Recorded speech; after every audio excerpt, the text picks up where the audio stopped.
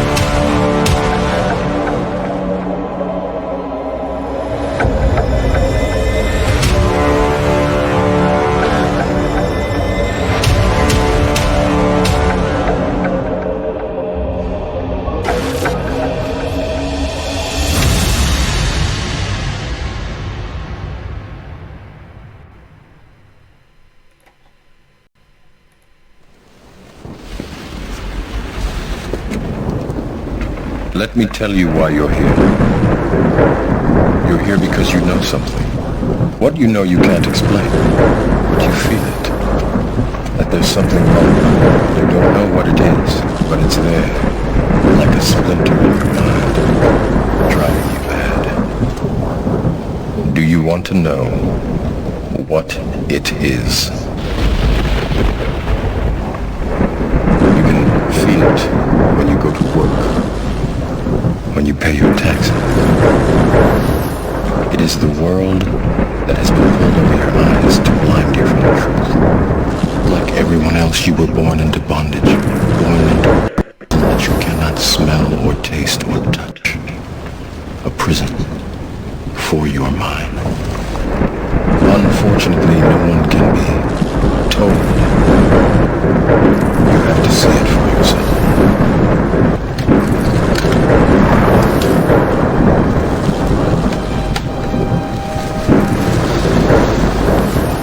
This is your last chance. After this, there is no turning back. Take the blue pill. The story ends. You wake up in your bed and believe whatever you want to believe. You take the red pill. You stay in Wonderland. how deep the rabbit hole goes.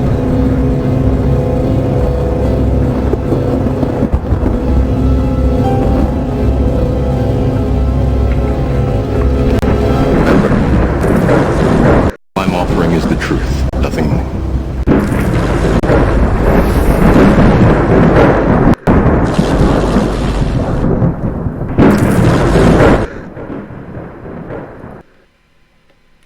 This guy is a wrecking machine.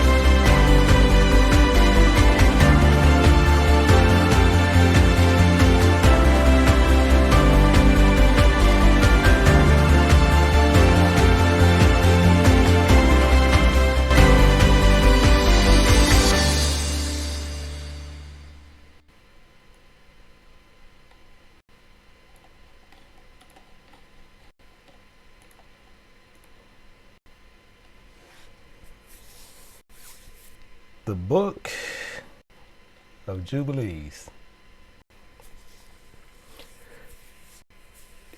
We finally coming to the end of the book of these 3 books. So we want to get an understanding today, because we had the book of Enoch, we had the book of Jasher, and now the book of Jubilees.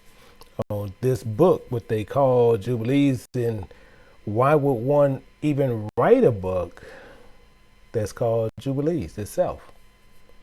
See, because the word, when you understand what the word is saying, the word Jubilees means horn of a ram, including it means something even more. But they wrote everything else in it pertaining to nothing about what Jubilees actually mean. So we need to remember the book of the law, because, and who wrote the book of the law? Because Moses, if he did the book of, if someone else wrote the book of Jubilees, and Moses and them made a mistake, so they made such a poor attempt in trying to rewrite law in the book of Jubilees, and then they tried to exert different things from different parts of the book and put it in Jubilees to give you actually more detail on what they say, what actually happened when you seen certain events when you actually read the book itself. So what we come to, that this book became very easily to be exposed in many ways. See, Moses penned the first 5 books at the feet of the Most High God. Never forget that. Moses penned the first 5 books right from the mouth of the Most High God. But we see today people putting these books of this trash. However, the first 5 books of the law is the foundation of everything. And why is it so important? Why are those so important? The first 5 books lays the entire foundation, how all other books must, not saying should, must be structured. Using the law of obedience clearly lays out on how all other books must be in following the guidelines that was penned by Moses from the Most High God. So what do that mean? That means that no other book can change, can alter, can remove, can add, can replace any part from the law. Otherwise, it will be void. Understand what I'm saying? All this is the way that it's set up. So I said all that to say this. If any book is contrary by alterations or of language, retelling the event any other way that changes the way that it is actually written in the book itself, they change, remove the event. It is completely different from what you have studied out of the first 5 books. Then you will find yourself, as you read those books, in a state of abyss.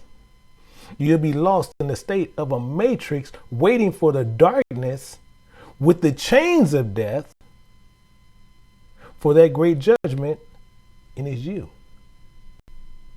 It's you.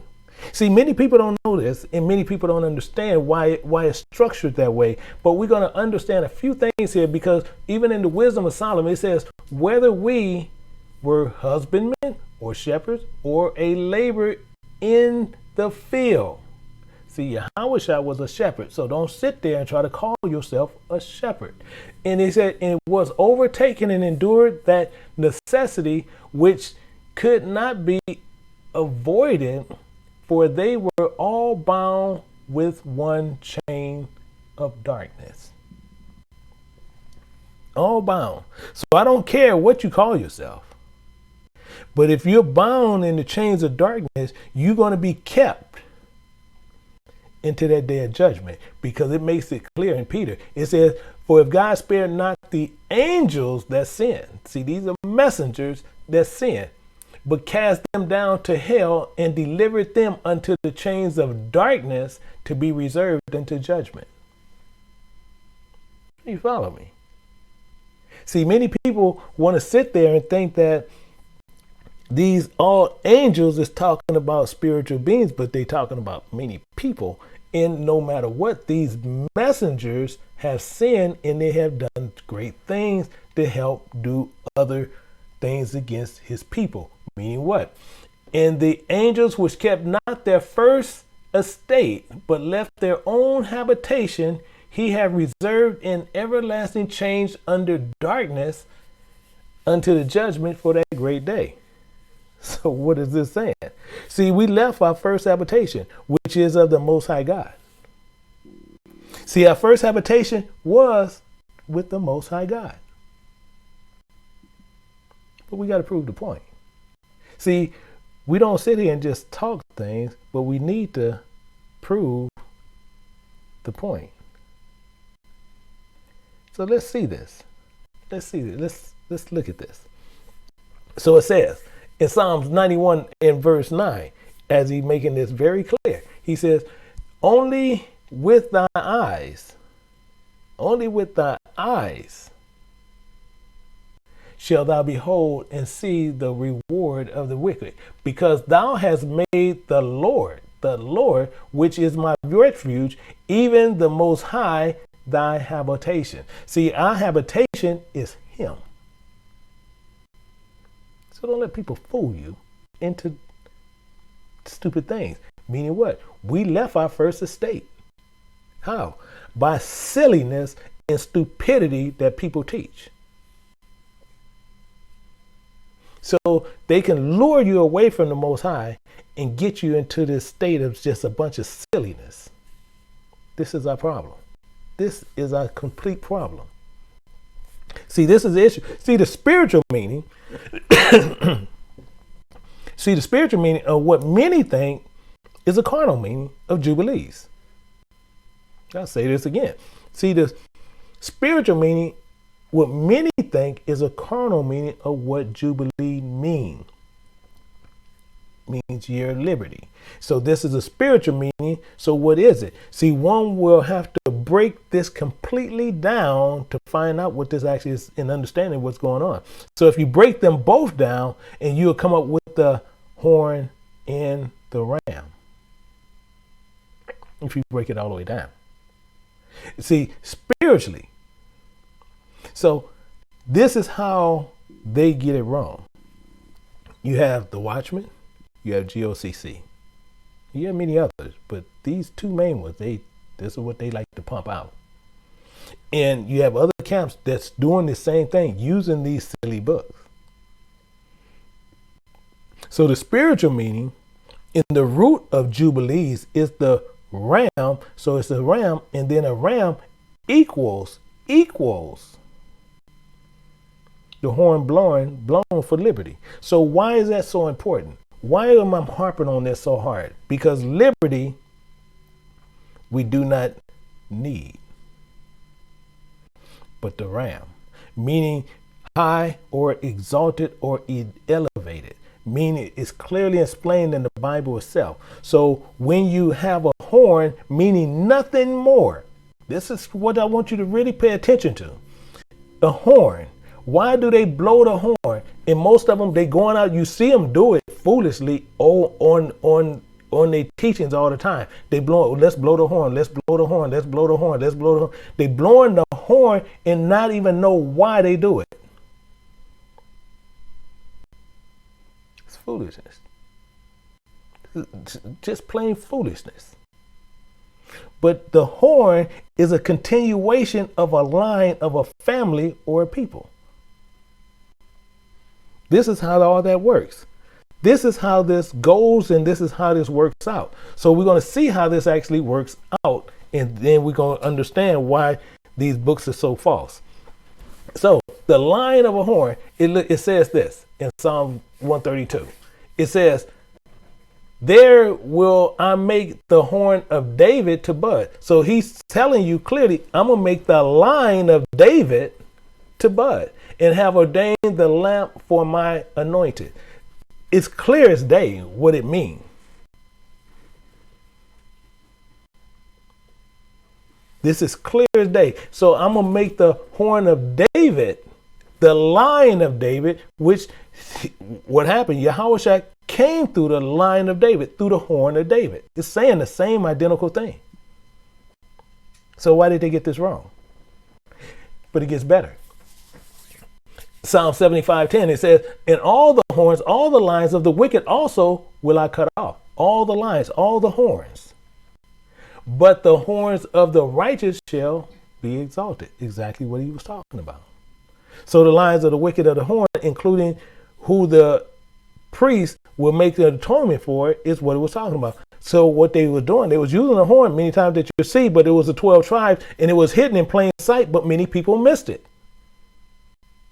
But we have to look at this. We have to look at it and see how this actually works. So it says, and Aaron shall make an atonement upon the horns of it once in a year with the blood of the sin offering of atonement. So as he's saying this, the horns is telling you for the lines of those tribes. That's all he was saying. See, once a year and shall make an atonement upon it, your generations. It is most holy unto the Lord. It is most holy. So he's separating this. So the lines is talking about the 12 tribes, the entire congregation. But they sitting there and you seeing them blowing horns and they don't even know why they blowing them. They just blowing them just to be blowing them. It's foolishness all the way through, because we have to understand exactly how this all breaks down. And the priest shall make an atonement for all the congregation of the children of Israel, and it shall be forgiven them, for it is ignorance, and they shall bring their offering, a sacrifice made by fire unto the Lord, and their sin offering before the Lord for their ignorance. Are you following me? See, this will make an atonement for all, not some, for all the lines that's in it, including the ones being exalted. This is how this all works. This is why most people are going to get it wrong doing that in that fashion. Because if we don't understand what these words mean, he says what he means, not what you see on paper, what it's saying. We have to understand how these words work. These words work. That's why most people are going to get it wrong when they do that. They look at it and then they go through and they read into something on face value, and he's telling you what he means. Let's look at this. 1 Samuel 2:1. It says, and Hananiah prayed and said, my heart rejoiced in the Lord. My horn is exalted in the Lord. My line, they're talking about her line of family. His line of family, my mouth is enlarged over my enemies because I rejoice in my salvation. You see what he's sitting there saying. So he rejoiced because his line was exalted in the Most High. So again, the book of Jubilees is not only had a law of creation, but events, what he was talking about in the first 5 books. So if there are a book of Jubilees, then the Most High God, basically what they're saying in the book of Jubilees, that the Most High God made a mistake in the first 5 books. This is the issue, because we're going to come to this, and it makes him imperfect. Now, either he's imperfect or the book of Jubilees has got it correct. You tell me. So if the book of Jubilees is right in any part, then you know the Most High God is imperfect. Now you see the silliness on how much that makes sense. Now we have to look at what Jubilees mean and understand it and see how it's working. So here's how the Bible is showing you how this works. So we're going to look at how it actually works from the actual Bible. We're going to go to Leviticus chapter 25, verse 1. And it says, and the Lord spake unto Moses in Mount Sinai, saying. So we know he's clearly talking to Moses. He's clearly talking to Moses. And most people think they're Moses. Because what they'll do, they'll look at scripture, read it, and then they proceed to tell you what it was. And he tell you have to do everything according to precepts. He said, I only spoke to Moses face to face, not in similitudes. But we like to sit there and we like to read the book and then, oh, well, this is what it said. And we don't precept it and we think we Moses. That's why Miriam and Aaron got in trouble. We have to remember these things. But watch what he said. He said, speak unto the children of Israel and say unto them, when ye come into the land which I give you, then shall the land keep a Sabbath unto Yahweh. Now we're going to break this down. So you're going to keep those Sabbaths. And this is how it breaks down. Let's look at this. 6 years shall thy sow thy field. 6 years thou shalt prune thy vineyard and gather in the fruit thereof. Leviticus 25 and 3. So 6 years we're to sow in the field. 6 years we get rid of some and we have to prune them off. Like getting the same thing, kicking the dirt from your feet. The same thing in Luke 9 and 5. And whosoever will not receive you, then you should go out from that city, shake off the very dust from thy feet, from your feet, for it is for a testimony against them. Because you're giving them nothing but scripture. But if they don't receive that, then you kick the dust off your feet and you keep on moving. So as we are working in the field and something not growing correctly because they're growing in their own direction. So what he does, he has to prune that off. Shake the dust off your feet and you go on from that person. So let it be a testimony against them. However, some will be gathering fruit. You have to see how all this works. Meaning what? But in the 7th year shall be a Sabbath of rest unto the land. A Sabbath for the Lord, thou shalt neither sow thy field nor prune thy vineyard. Meaning what? However, in the 7th year is still a Sabbath of rest in the land. A Sabbath for the Most High God. So not to sow nor prune that vineyard. Why? Because something's going to happen. Let's look at it. It says, that which groweth of its own accord in thy harvest thou shalt not reap, neither gather the grapes of thy undress, divine undress, for it is a year of rest unto the land. Meaning what? If it grows on its own, it is doing it on its own thing, don't gather it, neither the fruit of it. It is a year of rest unto the Lord. So why was it growing on it unless it was paying attention? The point of what was growing, the grapes on the vine. So keep that in mind. Because the Most High God promised this to us. This is why this is so important. Let's look at it. Let's look at this, and we're gonna start hitting down and getting down to the nitty gritty. It's saying, "In the Sabbath of the land shall be meat for you." In Leviticus 25 verse 6. It should be meat for you, for thee, and for thy servant, and for thy maid, and for thy hired servant, and for thy stranger that sojourneth with thee. So the Sabbath of the land shall be meat for you, bread for us, and our servants, and our maids, anyone hired, and for the stranger. That is, and that's not only it. Watch what also he says. Verse 7. And for thy cattle and for the beasts that are in thy land shall all the increase thereof be meat. So this is, I'm talking, this is everything. So animals, cattle, beasts in the land, everything there is commanded to do what? To rest. Let's clearly get this. Thou shalt number 7 Sabbaths a year. Number 7 Sabbaths a year. Number 7 Sabbaths a year. But everybody know, to show you the silliness on what they do, is 7 Sabbaths a year. How is it 7 Sabbaths a year and you have 52 weeks in a year? But he's saying you should number 7 Sabbaths a year. So what is he saying? See, this is another thing to which many people want to come over here and they try to find out things.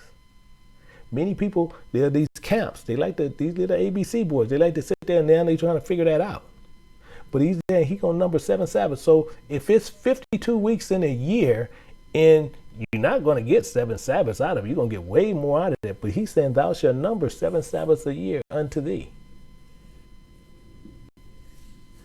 7 Sabbaths of years unto thee, 7 times 7 years, in the space of 7 Sabbaths of years shall be unto thee 49 years. So which one are you numbering? Are you following me? See, this is the problem that goes on, but it gets better. Leviticus 25 verse 9, it says, and thou shalt cause thy trumpets of Jubilee. Here we go. See, here's where the party starts. This is where the problem is. See, they have a book of Jubilees, but it talks about it here. But now we're going to catch the tricks. It says, thou shalt cause the trumpet of Jubilee to sound on the 10th day of the 7th month. In the day of atonement, thou shalt make the trumpet sound throughout all your land. Now, then he's going to cause the trumpet to sound in Jubilee. In the 10th day, meaning what? The year of liberty. So that's the year of liberty, meaning what? Making a reconciliation with the Most High God on the Sabbath on the 50th year. Why is he saying this? Because now we're going to find out what's going on. And thou shalt hallow the 50th year and proclaim liberty. That's what we've been talking about throughout all the land unto all the habitation, all the inhabitants thereof. It shall be a jubilee unto you, and ye shall return every man unto his possession, and ye shall return every man unto his family. Meaning what? Okay, so the 50th year, you're going to make an announcement. That's why you're doing that, for freedom throughout all the land and to all his people. Just as what Paul said. Why are you going to make this announcement? Because he's going to make this very clear. Let's look at Acts 26. This is why they get it wrong. It says, now stand, and I am judged for the hope and promise made of God unto our fathers. Why? Which promise our 12 tribes instantly serving God day and night, hope to come. For hope's sake, King Agrippa, I am accused of the Jews. This is why you got to make that public announcement. This is why Paul was doing it. This is why Yahushua was doing it. This is why they do this. So you follow me. This is how this actually works. But guess what? It gets way deeper than this, because we're gonna go a lot deeper. So we know the message that Paul was preaching. He was preaching this because many of us was acting like Gentiles, telling them, but he's telling them of the hope and the promise up to our fathers that they made when they was over there on Exodus chapter 19, verse 5. But we got to look at it a little bit deeper. Then the people of our father was the 12 tribes return instantly, serving God day and night, hope to come when the Sabbath day is set apart for the very thing, proclaiming the day of what? Proclaiming the day of liberty. That's what you got to remember. Proclaiming liberty unto every man his possession, which belongs to the Most High God. We are to return from which we came to the family of God. But watch what's going to happen, because we got to understand exactly how this actually works. Let's look at Matthew 12:49. It says, and he stretched forth his hand towards his disciples and said, behold, my mother and my brethren. Are you following me? He's proclaiming liberty. Why? Because he makes it even clear. For whomsoever shall do the will of my Father, which is in heaven, the same is my brother and my sister and my mother. So he's proclaiming here who is his brothers and his sisters. Proclaiming that same liberty back there is the same thing that what we got supposed to be doing here. So let's understand a little bit more. Back in Leviticus, it's telling you, 25:11, it says, a jubilee shall be the 50th year. It shall be unto you. Ye shall not sow, neither reap that which groweth of itself in it, neither gather the grapes of it of thy vine undress. You see how this all working now? We see how this actually going to work down. This is why most people, we have to get out, because most people, they run, and when they want to show somebody, they run everybody to the New Testament. And not understand the New Testament, because the Old Testament is the foundation to understand how stuff works. But we don't do that. The first thing we want to do when somebody wants to sit there and talk about something, the first thing we want to do, they want to run you to the New Testament. So how are we going to know what the New Testament is doing? We can't even use the foundation. But it tells you this.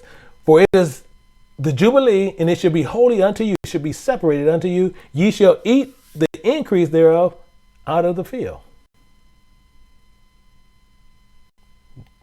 So we see what's going on. See, this is the year of liberty unto you, not coming to them again. So this is the problem. Now we can learn what this gathered out of the field. Meaning what?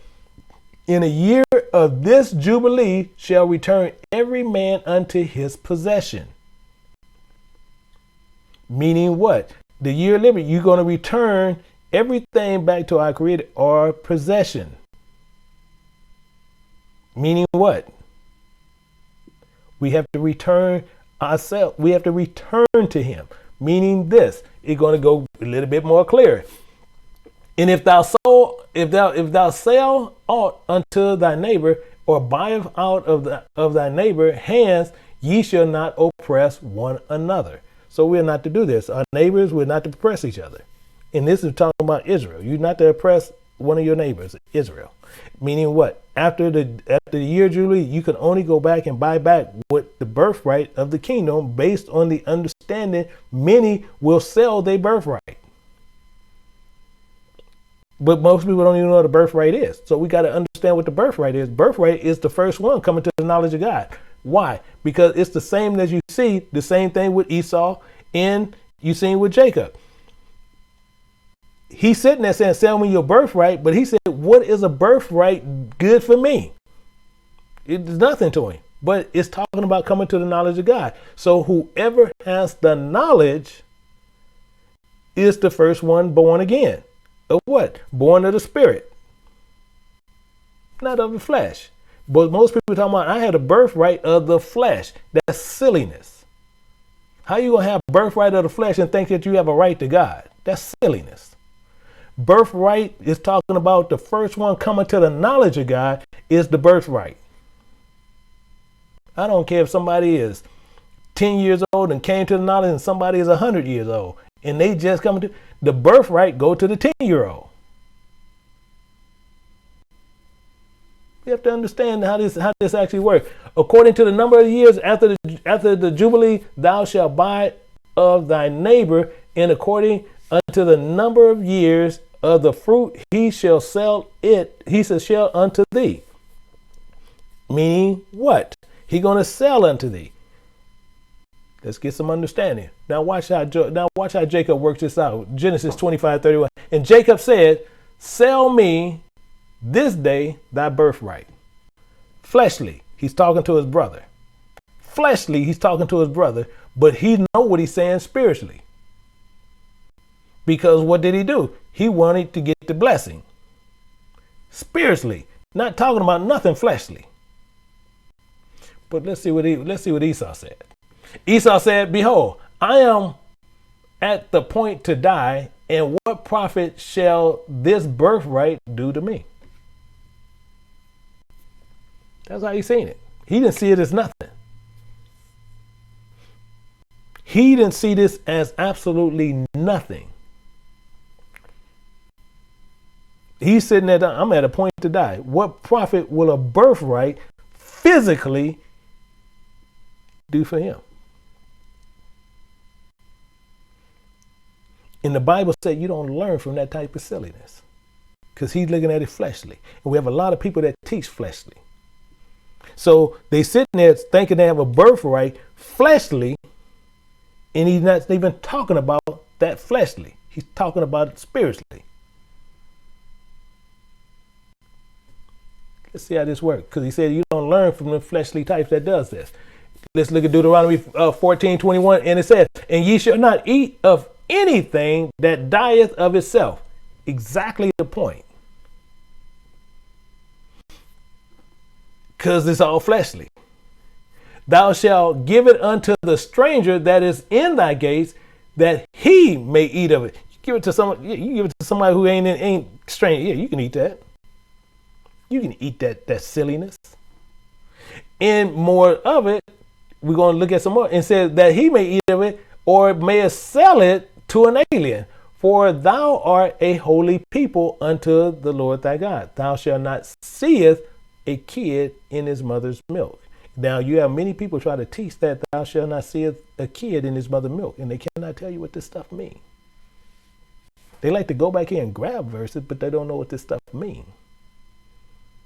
And this is on a whole nother teaching, but this is what they sit there and they run back and forth and try to show you things and not knowing what they're reading. This is the problem that we have in all Israel, what we constantly go through. But it gets better. It gets better. Now watch what went on here, because now we're going to see how some of this started to work. Because Esau was going to die of itself, giving knowledge to strangers around him and learn of it. But now you can sell to an alien. However, we are holy people. But here's the problem. The language of the law is within the first 5 books. So why is the book of Jubilees speaking of? And here's the problem with the book of Jubilees. Because we even had the book of Jubilees where Abraham celebrates the Feast of Tabernacles. He celebrates the Feast of Tabernacles, which we're going to find out some very silly stuff that's in this book. And then the Most High God didn't even bring this on the scene until you see this in Exodus.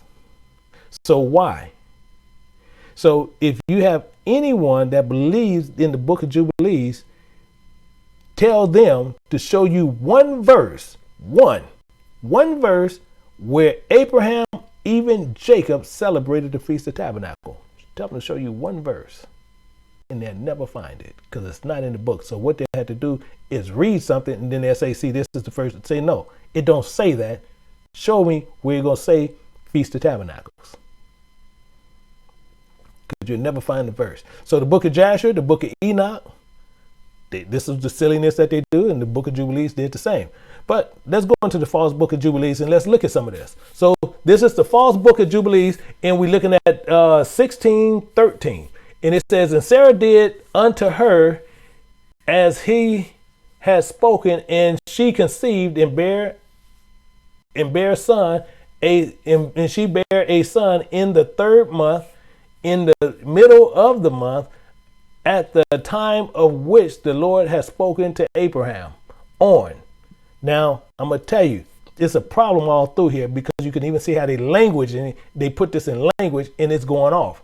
2, you got a problem, because still in the middle of the conversation, sometimes they'll sit there, it's right after the comma, they got on, and then it goes to another verse. That's silliness.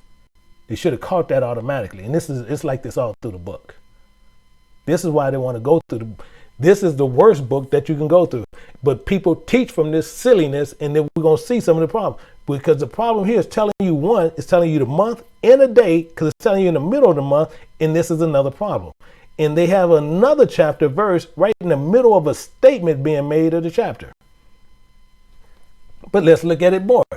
Verse 14, in the festival of first fruits of the harvest, silliness, Isaac was born, and Abraham circumcised his son on the 8th day. He was first that was circumcised according to the covenant, which is ordained. Again, you got busted. The festival of first fruits is never mentioned in the first 5 books. The first 5 fruits is never mentioned. The festival, meaning what? What we're saying is, way they saying it, it's not saying it in that way. The festival of the first 5 fruits is never mentioned in the first 5 that Isaac been born during this time of festival. That's what we're saying. It mentioned the festival, but you'll never see where Isaac was born during that time. You'll never see it. You'll never see it. So how did they know? And it's saying this, and they say at different times where these festivals are, and you'll see when they speak about them in the 5 books, but you don't see where they saying he was born during the first fruits of harvest. This is the problem. They never speaks of the time of Ishmael. Not even spoke about, but the details on the dates. Let's get a little bit deeper here and understand what's going on. It says, forever, in the 6th year of the 4th week, we came to Abraham. So now we see we got another problem, because now he's saying we came to Abraham. We. This is silliness again. We came to Abraham to the well of the oath. Silliness again. And we appeared unto him as we had told Sarah that she should return, and she would have. So this is again more lies. Because why? Because it's saying well of oath. So again, this is found absolutely nowhere in scripture on what they said, the well of oath. So we know if they putting in this word in here, why is it not found in the first 5 books? Because they're talking about the book of Jubilees. But these two has a contradiction. This is a problem. This is the problem. Let's look at it. Let's go a little bit deeper and understand what is going on. And it says, she would have conceived a son and would return in the 7th month and found Sarah with child. Now, this is another lie that's clear, because they said when they returned, she was already pregnant and had a child. And we blessed him. Silliness. And we announced. Why in the world are you going to announce? Ain't nobody around them.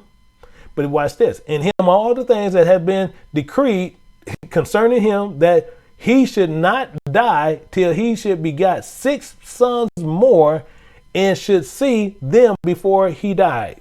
But you see, I stop again. Now I'm going to show you the silliness on what they're doing here, because this is how you catch it. Because announce, we're going to just look at this word here. This is why we do what we do. Announce, that they have clearly in this scripture here that they're using on this book of Jubilees. Announce is no such a word during that time period. Now you can't even find it in the King James Bible alone by itself. In fact, the word came into existence in the 1500s from the French, and then was mainly used by the Latin. So why in the world they got Book of Jubilees saying announced? Can you see it right there? And there's no such word in Hebrew when it was used at that time. Makes no sense. This is how you catch this silliness. This is silliness that's going on through the book. But what they do, they get and they like to teach this junk to people. And announce is not there. And what we have is, and then they announce is nothing more than publicly announce Abraham being told that he's going to have 6 more children before he died. This is pure stupidity, because why did Abraham, knows as he was on some things, he would have said that, he said, we got 6 more sons. Now he would have said, is that going to come from Sarah or what? Because it don't say. It say, till he beget 6 more sons, and ye should see them. Is it going to come from Sarah or what? You see the silliness. And you see but, and then this verse changes. Let's look at Genesis 21. It said, the Lord visited Sarah as he had said, and the Lord did unto Sarah as he had spoken. Now he's talking about what he's done. And watch this. For Sarah conceived and bears Abraham a son at his old age, and at the set time for which God has spoken to him. Now, they telling you something completely different than what the Bible's telling you. Completely different. This is silliness. But let's get a little bit deeper. Jubilees 16:23, and it says that in Isaac shall his name and seed be called.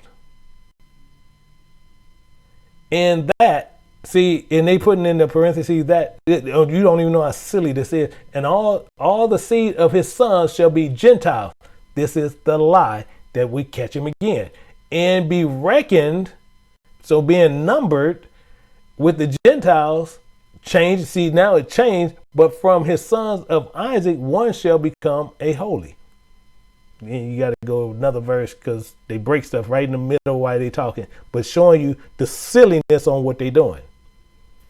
So Isaac's son will be called a Gentile. So we catch him again right there, because a Gentile cannot come from Shem. It's impossible. They only can come from Japhet. So how would Abraham's children be Gentiles?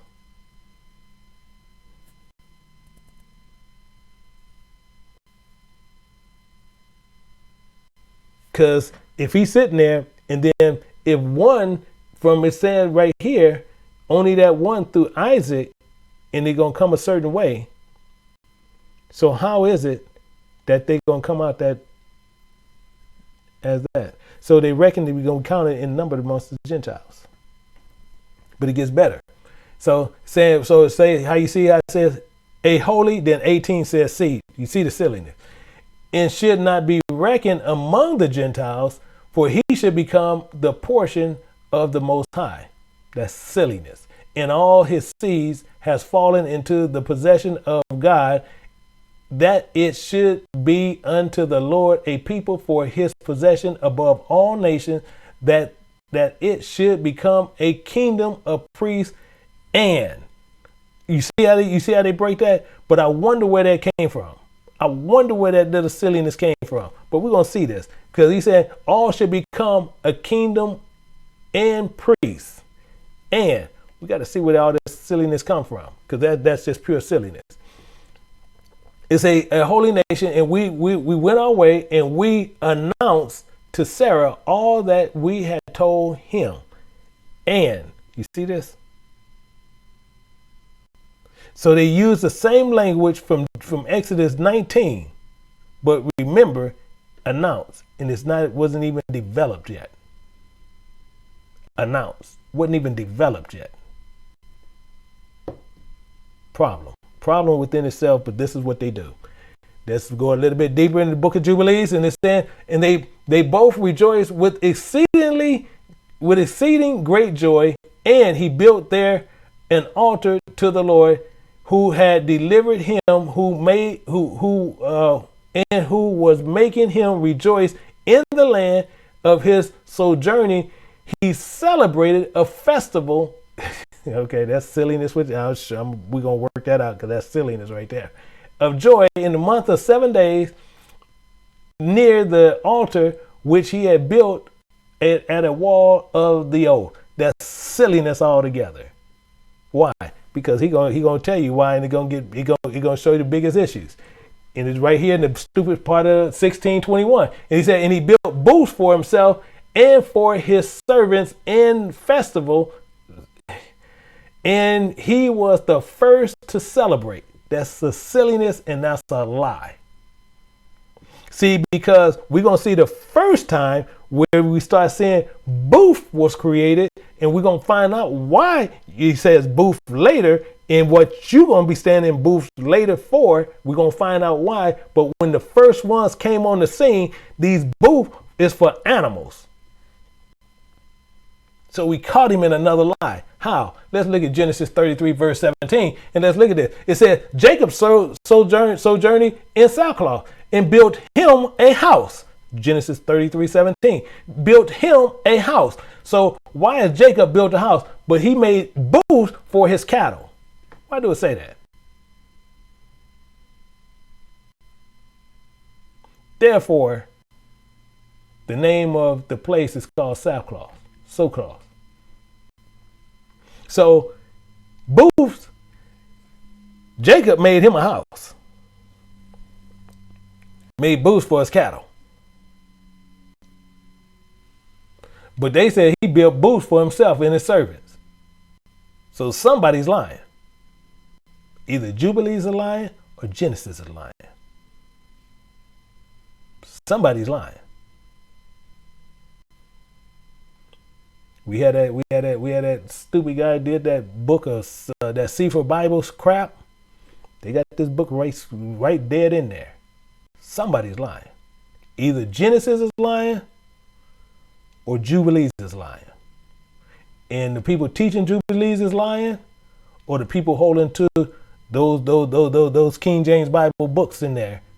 Either they lying. Somebody's lying. Because it's a contradiction here. But it gets better. It gets better. And it says the Feast of Tabernacles on the earth, which is okay.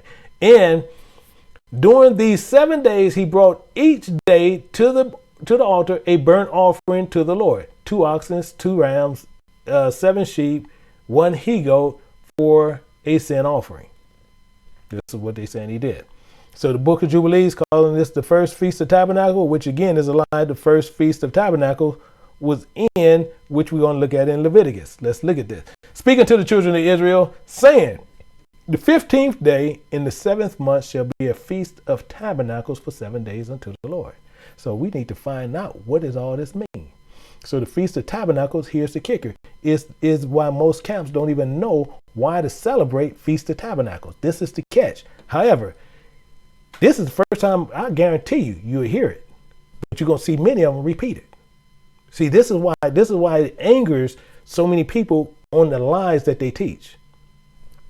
So, Feast of Tabernacles. Why would you make one?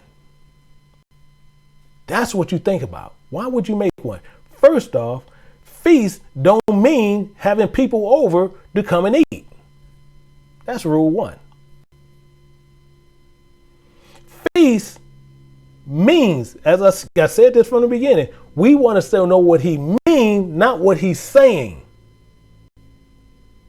When we look at what he means, you know what's being said. So when he's saying a feast, he's talking about a celebration. That's it. Let's see how this works. Let's go to Leviticus chapter 23. We're going to look at verse 2. He says, speaking to the children of Israel, saying to them concerning the feast or the celebrations of the Lord, in which ye shall proclaim, you shall announce to be holy convocations. These are my feasts. So what he said, these are my celebrations. Now let's look a little bit closer. Let's jump down to Leviticus 23:41 and watch what we just said, because I said this is celebration. And he said, ye should keep the feast unto the Lord 7 days in a year. And it shall be a statute forever in your generation. Ye shall celebrate it in the 7th month. It's clear as day. Clear as day. But they tell you they run through the scripture. Oh, we studied the scripture. No, they not. They run into commentary and getting the same commentary from these same people who's fooling you in the book. But let's get some more understanding. Why we have to do these things and what these public announcements and all this stuff is about and what we have to do. Because now as we go through here, we had the holy celebrations. But why? Feast of Tabernacles. Why? So don't ever let a man, me, man, anyone teaching, man, don't ever let anyone beguile you or fool you on something that you cannot see in the book. You're going to celebrate, and why? You're going to celebrate, and why they can't get it right? Because you're celebrating a temporary habitation. What? These are the bodies. That's why you celebrate Feast of Tabernacles. This is why you celebrate tabernacles. It's a temporary habitation, meaning your bodies. So why are these fools out there doing everything else? It's a temporary habitation of your bodies, and it's a temporary habitation for you to dwell in flesh, and we'll celebrate the time of his coming to be removed from these temporary dwelling places, these tabernacles. Now you follow me. Let's look at this a little bit closer. Revelations 21 verse 3. And I heard a great voice out of heaven saying, behold, the tabernacle of God is with men, and he will dwell with them, and they shall be his people, and God himself shall be with them and be their God. What part are we missing? This is why you do Feast of Tabernacles. You celebrate this temporary habitation that you're in, because all flesh is going to die. Temporary. Meaning what? 1 Corinthians 3:16, and ye shall not, know ye not that ye are the temple of God, and the Spirit of God dwelleth in you. He dwells in this temporary habitation, which is going to be destroyed. Clear as day. Celebrating the Most High God. So we will be making a public announcement proclaiming something that you need to be doing.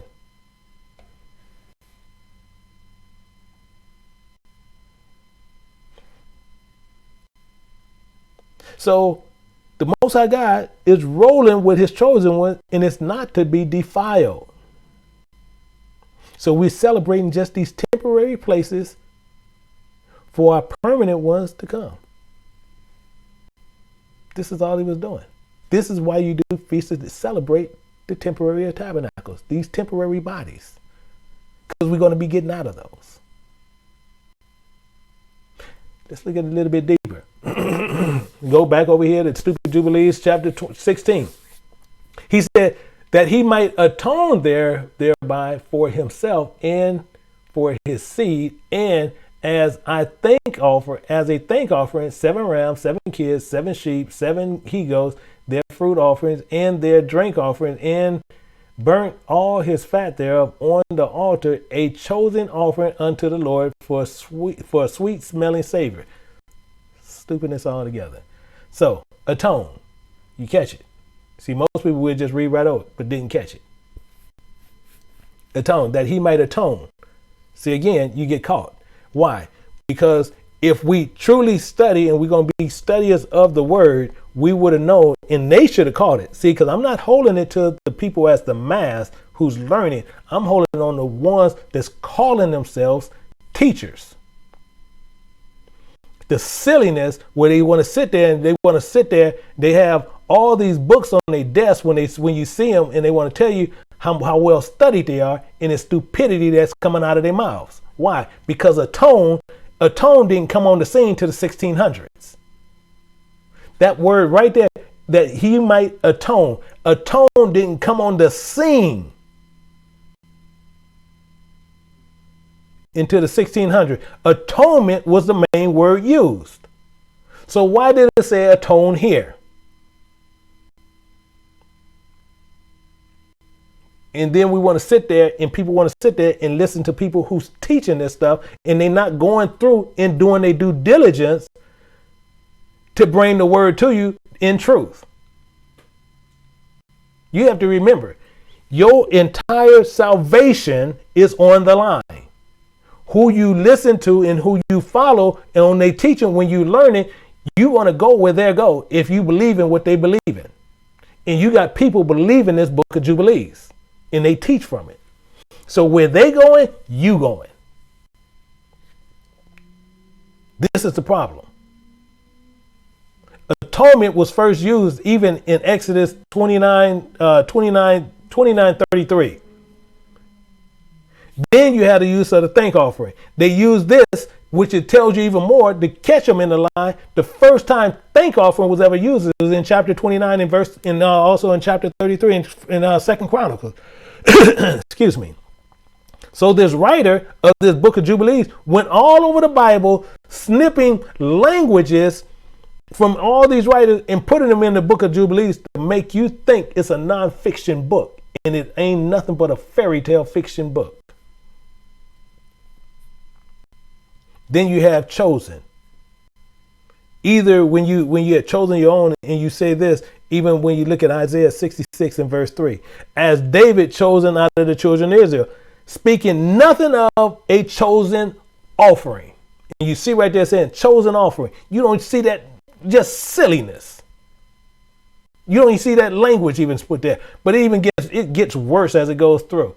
And it says, in morning and evening, a burnt offering, fragrant substance, frankincense and gil balm and stickney. This stickney, it ain't even no such word. And nard and myrrh and spices and custom, all 7 he offered, crushed, mixed together. You see how they try to be with you? Mixed together. This is the silliness that they do. Mixed together. But it gets even worse. Let's look at this. It says equal parts and pure. Equal parts and pure. Are you getting the silliness? See, this is the problem and why I sit there. If I sit there and I teach you a lie, you need to sit there and tell me, I know we can't deal with you. It's cool, but I need to move on because you teaching something I cannot see in the book. So hopefully the Most High will save you from something because you done went on another path. But the main thing is we have people teaching from this silly book and they sit there every day and listen to these fools. And your salvation is on the line. Your salvation is on the line. Enoch, you got 11,000 feet angels having sex with women. 11,000 feet. This is the silliness we get into. And it tells you, and it says equal part, and he celebrated this feast during 7 days, rejoicing with all his heart and with all his soul and all those who were in his house, and there was no stranger with him. You see they snipping pieces all over the Bible.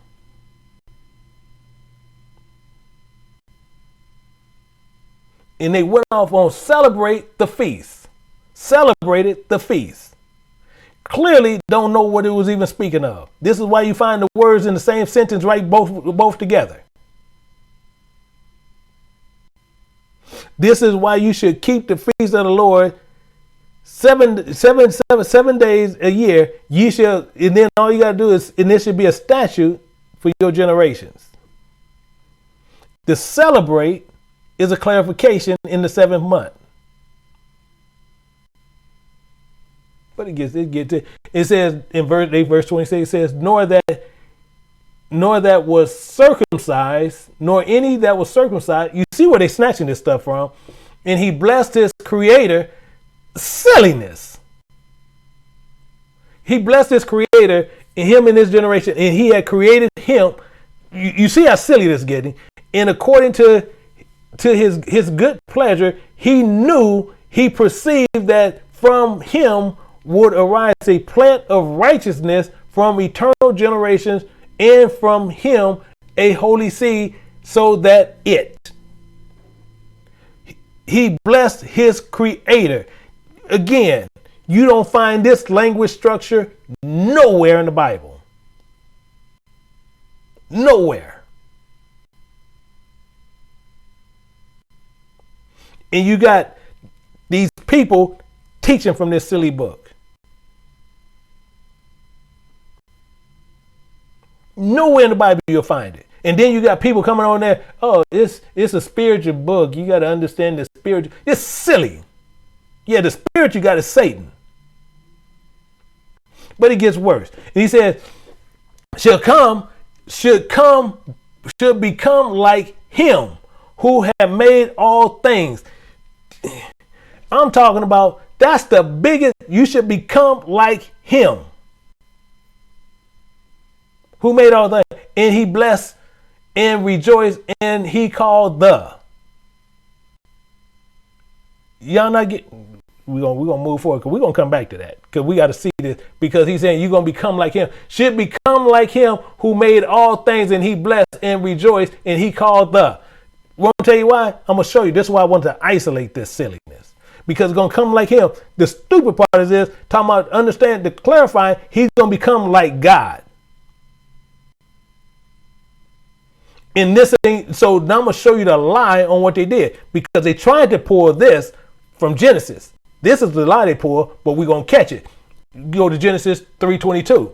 It says, the Lord God said, behold, man has become as one of us. To do what? Now they're gonna clarify, to know good and evil. That was it. But he's saying you're gonna become like God. One of us. To what? To know good and evil, lest he put forth his hand and take also the tree of life and eat and live forever. That's what it's talking about. And he's talking about, oh, we're going to sit here and we're going to be just like God.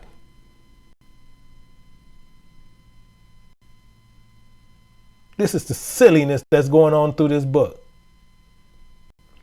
And same as we sit there and say, the same as we sit there, we look at the book of Enoch. We had a book of Jasher sitting up there, and you won't see only two people and one Gentile guy gonna call themselves, gonna try to sit there and refute the book. And they couldn't put no verse in there to show it, but nobody else won't say anything. Now the stupid part is this, and this is why it kind of just really angers, because I had to go through this book and it was tough. It was tough to go through this silliness. But the stupidest thing is this.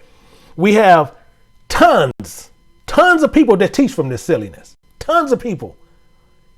Won't none come forward and challenge none of the breakdowns. Why is that? Why is that? Won't none come forward? They can't say, well, yeah, I give you, same as we did before, I give you the floor. Prove your point. But they know they teaching a lie, and they running many people, and they killing your spirit to go right to the lake of fire. Teaching a bunch of silliness. Gonna become like one of him. And he goes on board. Jubilees 16:28, and it says, name of this festival, the festival of the Lord. The silliness, a joy acceptable in the Most High God, and we blessed him forever and all his seed after him throughout all the generations of the earth. Because, you see, I keep stopping right there, because now we're going to catch him in a bold-faced, unadulterated, low-down, dirty dog lie. That's why. This is why. Why? Let's look at it. Let's look at this. He celebrated the feast, this feast in its season, according to the testimony of the heavenly tablets. I just caught you again. I just caught you again in the heavenly tablets. But I'm gonna come back to it, but let's read it out. It says, for this reason, it is ordained on the heavenly tablets concerning Israel that they should celebrate the feast of tabernacles 7 days with joy in the 7th month, acceptable before the Lord, a statute 4. You see how it stops in the middle, but we caught him in a lie again. Most people want to, well, what do you call it? Because I'm going to show you what a lie is. Heavenly. Heavenly. That's a lie. Why? Heavenly, and they putting it on heavenly tablets. That's why I call them, and you can catch them all day in a lie. Heavenly. L-Y. L-Y shouldn't have never been on heaven. Why? Because heavenly gives you a location on what it's speaking of. Heavenly is telling you a location of where items are located. Let's look at an example. This is how you catch them. So the tablets is not on earth. They saying the tablets are in heaven that they have. This is to catch you we're going to see how to catch the lie. Same thing. It says, if I told you earthly things and you believe not. Why? Because he on earth telling you earthly things. You follow me? He said, if I had told you earthly things, you would have believed not. How shall you believe if I tell you heavenly things that's in heaven? That's all these. So how are you going to believe me? And I'm telling you about heavenly things. And you don't even believe the earthly things. And you can see them. Now you follow me? Heavenly things is nothing to where you can see them because they're in heaven. You cannot see them. Let's look at an example. Matthew 15:13. But he answered and said, every plant which my heavenly Father have not planted. Why he saying heavenly Father? Because that's where he's located. Shall be rooted up. Heavenly is giving you the location of what they're talking about.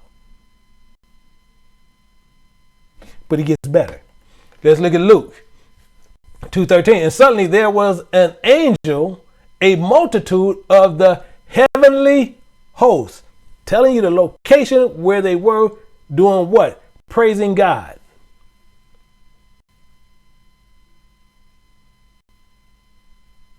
This is why it angers people. And, same thing. Elder Jenkins, Heidi got upset. We get it upsets us as we see people not looking to do due diligence and truly study the word to bring you the truth. They want to sit there and they want to bring you lies and teach you lies. That's the worst part. But it gets better. Let's look at this. Ephesians 1:3. It says, blessed be the God and Father of our Lord Yahushua the Messiah, who have blessed us with all spiritual blessing in heavenly places in Christ. Clear as day. Clear as day. But we got to go back to this stupid book of Jubilees and what they teach. This is because we got to pull every close down on them. And back in this book of Jubilees, 1630, and it says ever throughout their generation, every year, and to this there is no limit of days. Silliness. No limit of days. For it is ordained forever regarding Israel that they should celebrate it and dwell in booths. and set wreaths upon. No limit, really. And dwell in booths, really. Really. I'm talking just silliness. But watch this. You're going to get this. We're going to read this out and then we're going to see what's really going on. It says, their heads should take leafy broths and willows from the brook. And Abraham took branches of palms and the fruit of goodly trees, and every day going around the altar with the branches 7 times a day in the morning. So you see what he going around the altar 7 times a day. So it takes you right back to Joshua now, but that's okay. And it's saying he praised and gave thanks to his God for all things in joy. Now, I'm going to show you again the lie. Let's go back to Leviticus 23:31. It says, ye shall keep the feast unto the Lord 7 days in the year. It shall be a statute forever in your generation. Ye shall celebrate it in the 7th month. Why? Now watch this. Watch this. Here's a clear part where we're going to find out about these booths. And he said, ye should dwell in booths. Now remember, Jacob made a house, but he made a booth. He made a booth for who?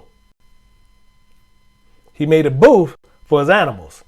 But we're going to find out why he made the booth for animals and why he wants us to dwell in booths. And it says, all the Israelites born shall dwell in booths. Why? That's a good question. Let's look at verse 43. That your generation may know that I made the children of Israel to dwell in booths. That he made us dwell in booths. Why? Why did he do this? And when I brought them out of the land of Egypt, I am the Lord thy God. Why are we dwelling in booths? And clearly here in Genesis 33:17, Jacob journeyed in sackcloth and built him a house. We see both verses right there. Why did that happen?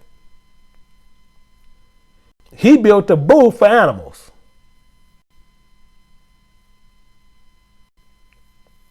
So why did he do this? The main reason why we're acting just like animals. That's why he said, I made them dwell in booths when he brought us out of the land. Why are you going to bring you in the house? You tell me we out there acting like fools and everything else. Why is he going to bring us in the house soon as we come out of Egypt and we don't know how to act? And we proved it. He said they tempted me 10 times. But you want to go in the house. We see, this is how puffed up we are. We're just come out of bondage and we think we have the rights to everything. This is what we do. I need to be in the house. But you don't know how to act. Same thing like I tell people many times. If you go get a wild puppy dog, actually, I don't want it to be a puppy. Go get you a 2-year-old dog off the street. Put him in your house, and every morning you get up, you get met with some poop at the foot of your bed that you done walked in. Will you keep that dog in that house? I guarantee you won't. Every time you take a couple of more steps, you met by urine. And you got carpet. I guarantee you, if you keep that dog in the house, now who's the fool? Because I guarantee you, you're going to put that dog out the house until he be trained to know how to act in the house. Because if he continually poop in the house, you're going to put the dog outside until you learn how to act in the house. But we sit there and we act the same thing as them animals. So he got us in booths. Why he going to put you in a house?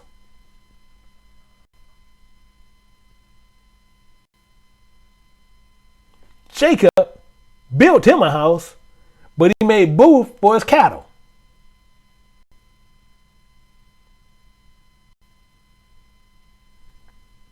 That's why we dwell in booths, because we still don't know how to act.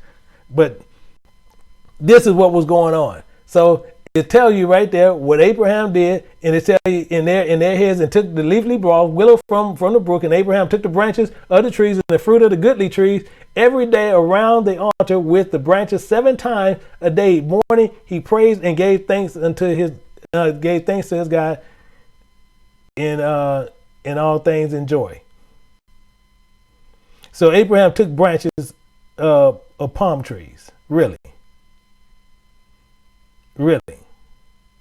Let's look at this a little bit closer. Leviticus 23:40.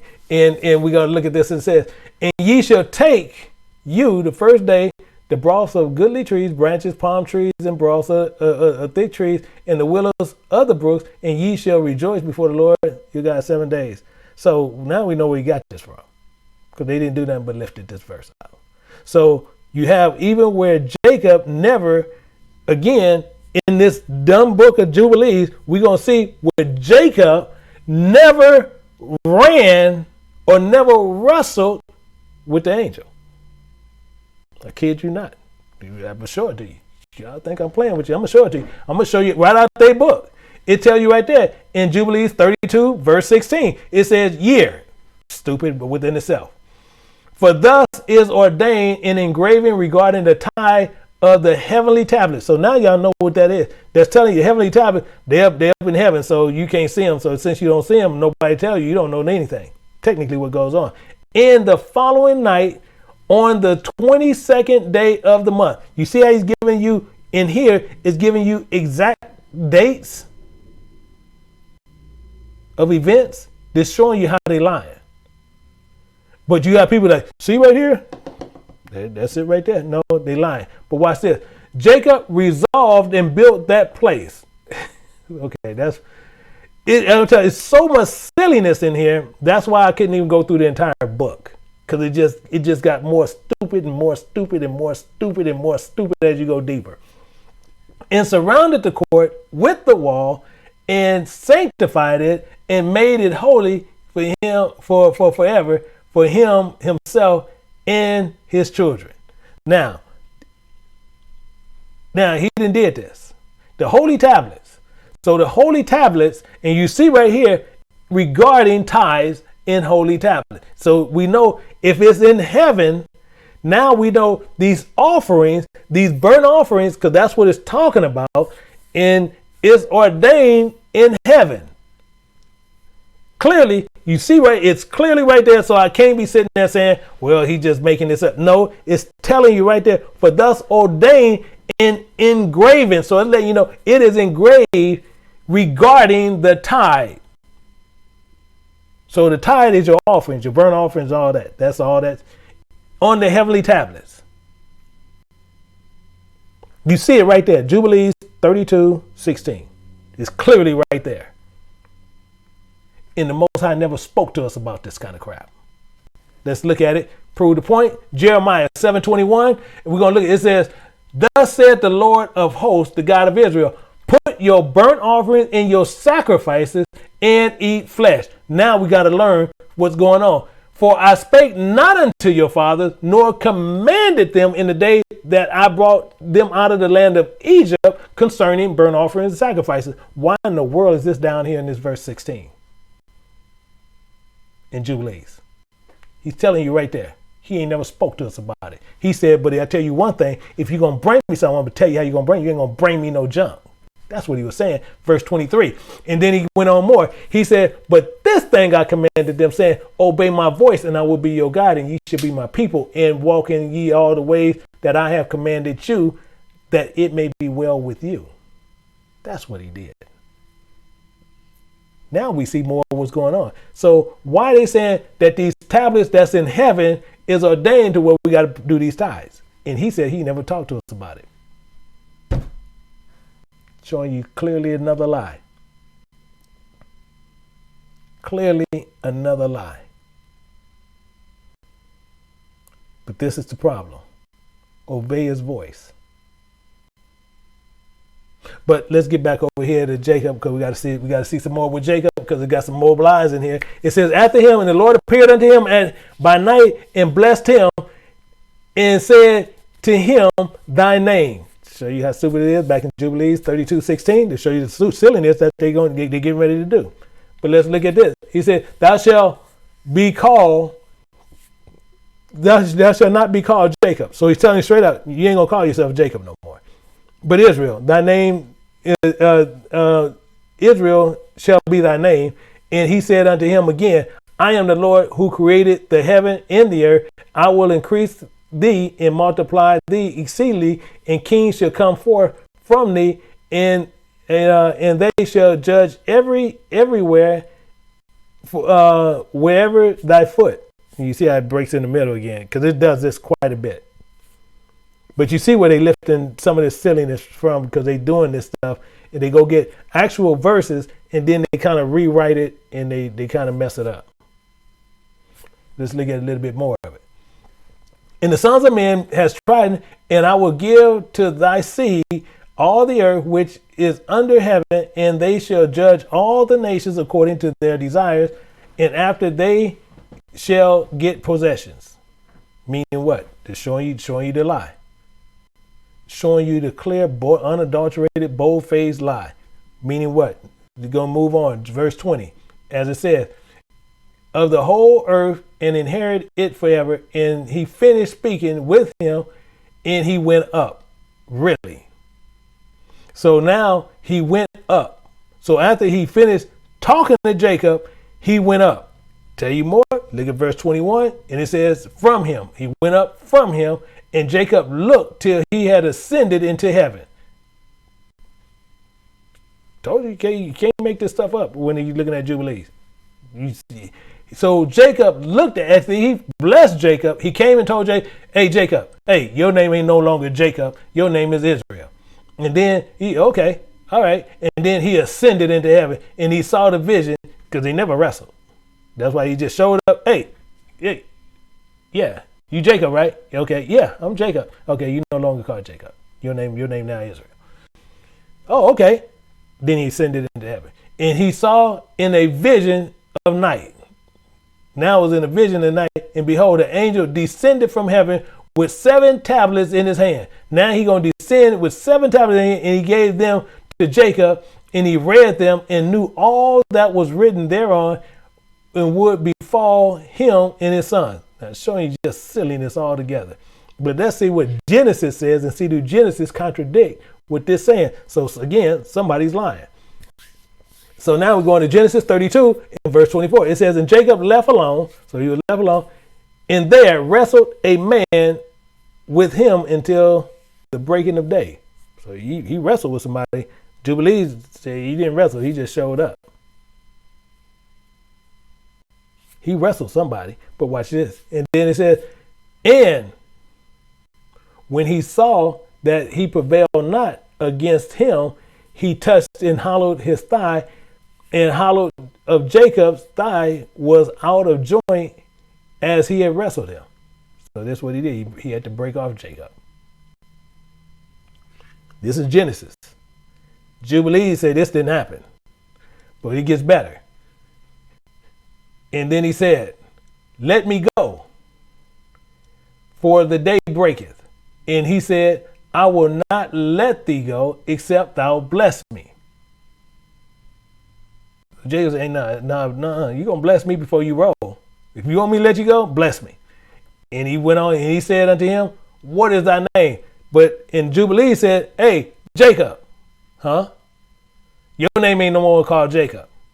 Okay, what you going to call me? Israel. Oh, okay. All right, cool. Here, what is thy name? And he said, Jacob. Now he said, thy name shall be called no more Jacob, but Israel. For as a prince hast thou power with God and with men, and hath prevailed. So why in the world they sitting there telling you another lie? Here is telling you exactly what went on. And this ain't it. This is more contradictions. So again, we got to see. So then, not only that, Jubilees even took the attempt, and then they wanted to go sit over here, and they went to go play with the dang angel thing. So let's go to it, because Jubilees chapter 5 verse 1. And I gotta show you the lie. Gotta show you this lie. It said, it came to pass when the children of men began to multiply on the face of the earth, and the daughters were born unto them. Now watch how they put this lie in there. That the angels of God saw them a certain year. I told you, you can't beat it. Certain year of this Jubilee. So they saw them a certain time of this Jubilee. That they were beautiful to look upon, and they took themselves wives of all whom they. You see how it breaks off. But this is how I do it. I'm not doing it. You go look at it. It literally breaks like that. In verse 2, all that they chose. I'm telling you, that's how they do it. And bear unto them sons, and they were giants. Told you. Alike men and cattle and beasts and birds, everything that walked on the earth, and all them corrupted, their ways were ordered, and they began to devour each other, and lawless increase in the earth, in every imagination and thought of all men. So they took all those verses.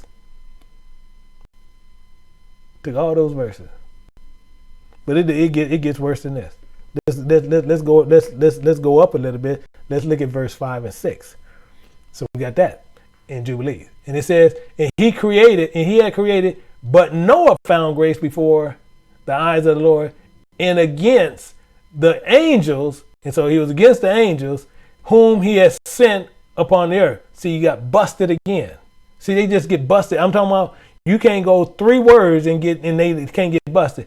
He sent them. So he's not saying they was cast and sent is 2 different things. When he sent them with a blessing. But when he cast you out, he casting you out of somewhere. But he says, angels whom he had sent upon the earth was exceedingly wroth. Why? I don't want to go. And gave commandments to root them out of all their dominion, and bade to bind them in the depths of the earth. And now I'm going to show you the silliness again. Why? Because he baited them. Bade mean what? So again, we got to know what these words mean. Not what today, we need to know what these words mean in the Bible. So, bade. Bade. Here's the kicker. Bades mean past tense. Or the word bid. Being like being told, for example. Let's look at some of the examples. So you're being told something. Let's look at bade. So this is the crazy part, because you got to remember, these angels is 11,900 feet tall, and he's going to tell us average man is about 5'10", 5'11", 6 feet, and we're going to tie down somebody that's 11,900 foot tall. Tell you how stupid that is. But Ruth, chapter 3, verse 6, and it says, she went down unto the floor and did according to all that her mother-in-law bade her, had told her. That's all it's saying. That's all it's saying.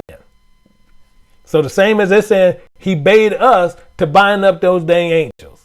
11,000 feet tall. Just keep that in mind. Let's move a little bit more.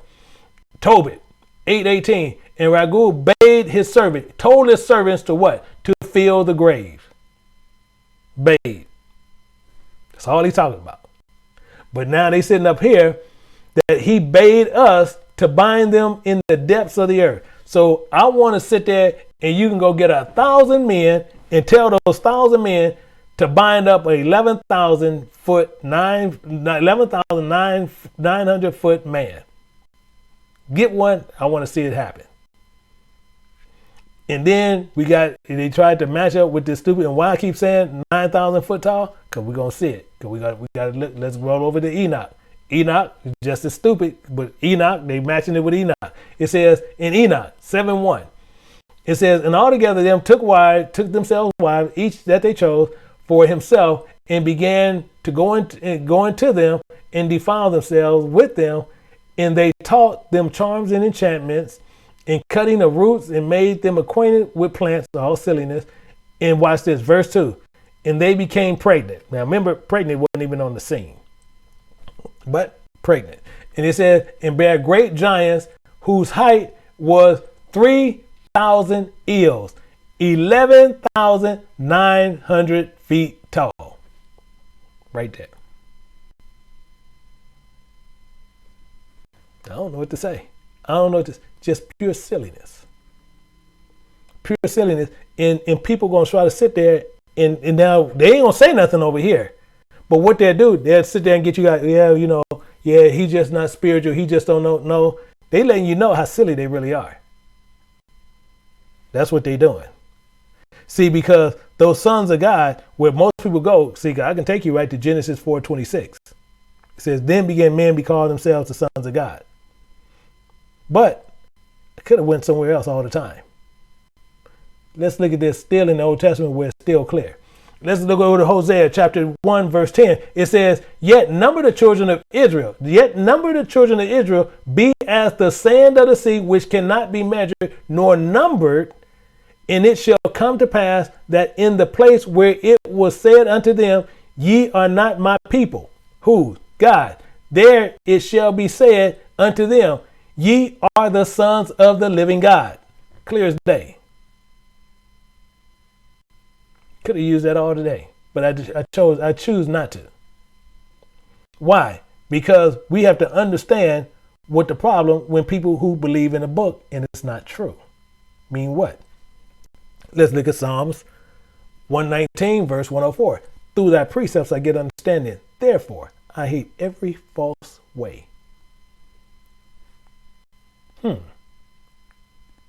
Precepts. Why? Because he tells you even more. You go over here to Psalms 119, 100. I understand more than the ancients because I keep thy precepts. I understand more than the elders because I keep thy precepts. That's all it's saying. Why? Because you keep his precepts. You keep the precepts, the instruction in the book. How? And why? Thou hast commanded us to keep thy precepts diligently. Psalms 119:4. Psalms 119, because he commanded us to keep precepts. This is how the book is structured.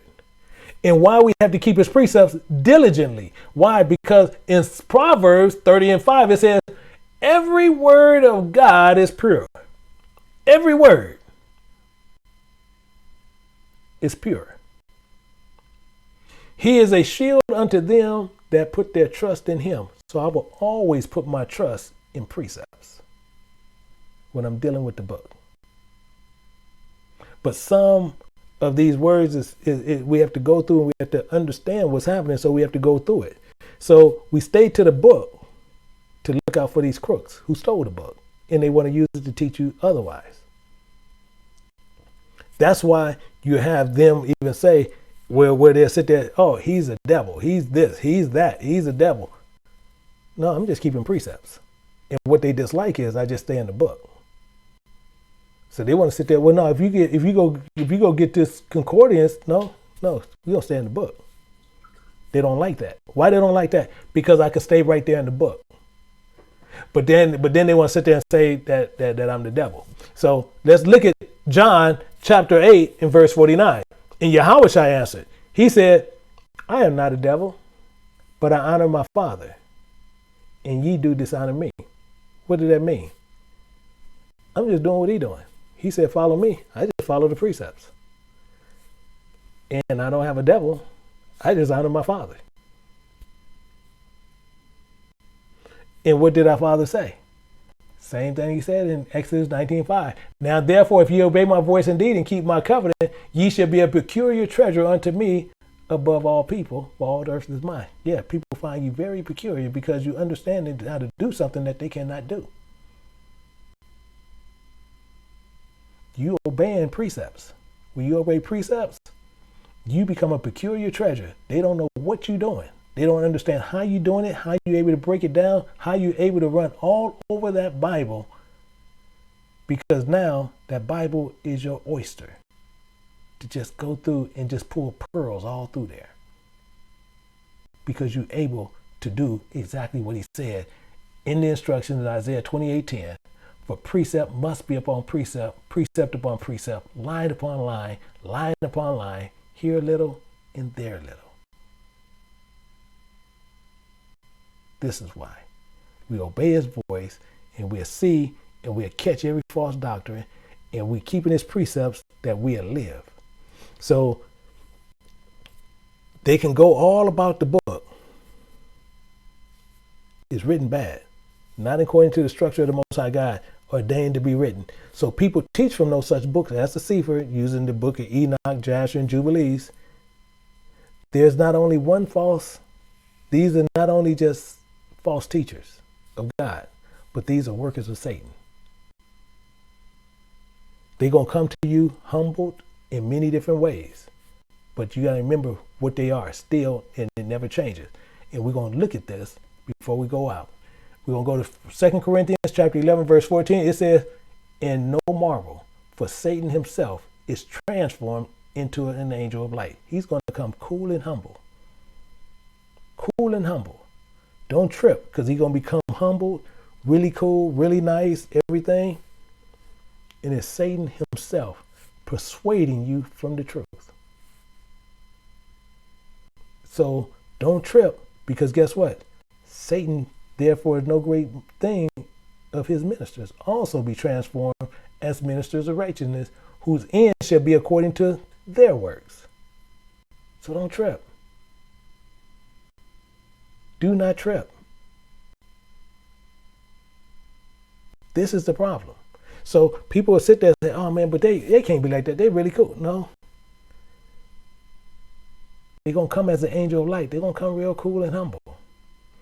But as it says, it's Satan himself. And who is Satan? As it says in Isaiah 9:15, the ancient and honorable. Satan, he is the head. And the prophet that teaches lies is the tail.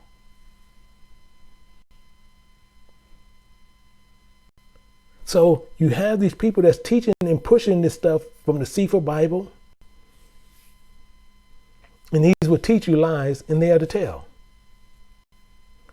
And the same thing, like most people say, I'm not here to play with them. I'm only here to expose what the truth is.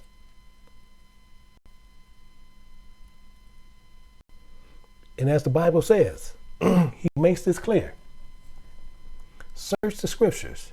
In them, you think you have eternal life. In them, you think you have eternal life. And they are they which testify of me, testifying of Christ. So we can go through all these junk books. And as I said, I went through these 3 books for you guys. And I did this, and I did my due diligence, and did everything that was needed to be done to show you. But now, anytime people post any type of these silly books on this channel, they will be deleted, because I will not waste my time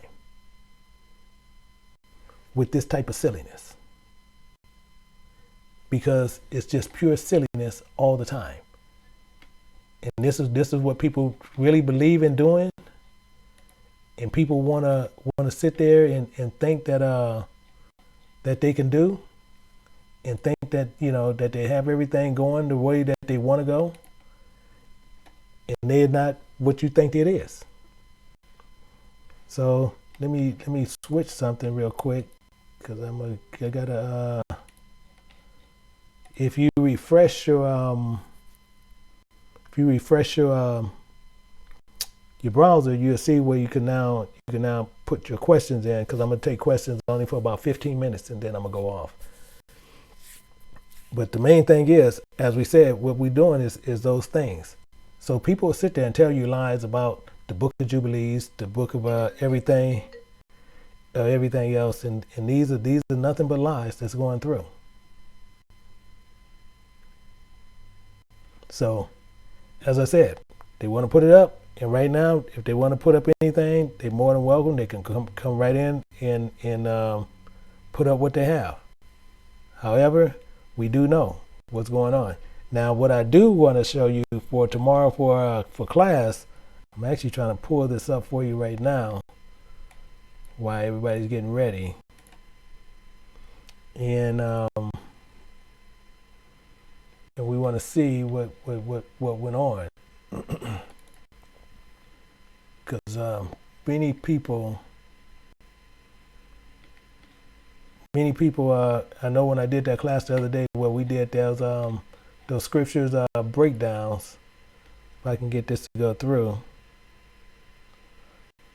And so far, we're not having any questions. So yeah, this might be a short one. So I want to show you this before we go through. And if I can get this. There we go. And so far, we're still not getting no questions up.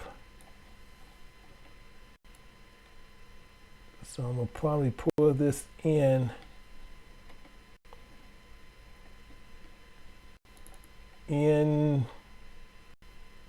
Okay, so we have that up. So it's saying, thanks, Elder. I realize the affiliation of words is so important. Yeah, exactly the point. That's why we put those there. It is extremely important. And that's why I have them actually in the book, to where you can know what they are. That was the main point. All I have to say, All I have to say is my mind blown for the explaining of the Feast of Tabernacles booth. Oh, okay. You're more than welcome, my brother. More than welcome anytime. And you got to sit there and so the tabernacle isn't about dwelling in a physical tent for 8 days. No, that's the point. So what the reason they were dwelling in tents, he's showing you living like animals. That's the point. That's why he said, you see, Jacob made him a house, but he made a booth for what? For his animals. So he was saying, okay, so we're going to dwell in these booths because we're acting like animals. That's all he was saying. And most people sitting there and they do everything. You gotta remember, they doing everything carnal. Everything they're gonna do, they're gonna do it carnally. So that's what they were doing. Why they do it, I don't know. But they do what they do. And let me see. I have. Let me see. I never read any of the other books. Are those false book Bibles?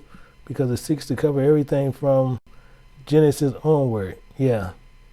Okay, Elder, thank you for the boots breakdown. More than welcome. Because they were acting like dumb. Exactly the point. Killing carnal on this. Exactly the point. Exactly the point. And knee deep. The originator of the Book of Jubilees. So, okay, so again, this is the problem where we run into. People want to know who is the originator. Okay, so you have about 5 different versions out there of the Book of Jubilees. If you know it's false, why do you worry about who wrote it? Even though I can pull the writer, but why are you worried about that? This is the problem, because most people, well, who wrote the book? I don't care less, it's a false book.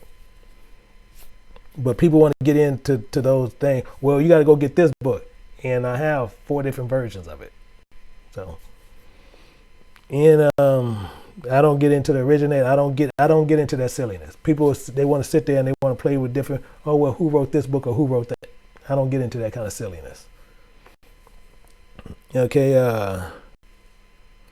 And it says, thank you for the understanding, Feast of Tabernacles. I never thought that we were dwelling in booths. Okay. Oh, that's Elder Pittman. Okay. I should have known, laughing. I should have known that was you right there. Great teaching, exposing there. Thank you, Elder. Clarification. Okay. And these silly. Yeah, exactly the point. Oh, okay. That's Matthew. He's in South Africa. That's our brother down there. Actually, real cool young brother too. And